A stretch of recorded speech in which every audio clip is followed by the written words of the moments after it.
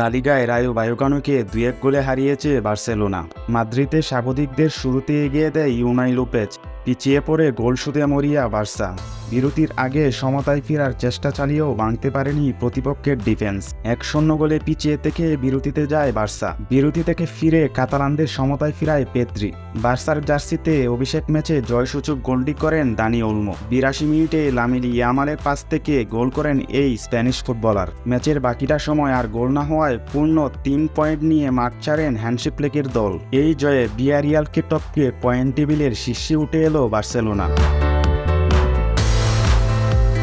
অন্যদিকে আজ রাত 1টায় ঘরের মাঠে স্পানিওলের মুখোমুখি হবে অ্যাটলেটিকো মাদ্রিদ। 2 ম্যাচে 1 জয় 1 ড্র নিয়ে পয়েন্ট টেবিলের 4-এ রয়েছে অ্যাটলেটিকো। স্পানিওলকে হারিয়ে পয়েন্ট টেবিলের 2-এ উঠে আসতে চায় সিমিওনের দল। এ ম্যাচেও শুরুর একাদশে থাকবেন আলভারেজ। গেল 2 ম্যাচে গোলের খাতা খুলতে পারেনি এই আর্জেন্টাইন।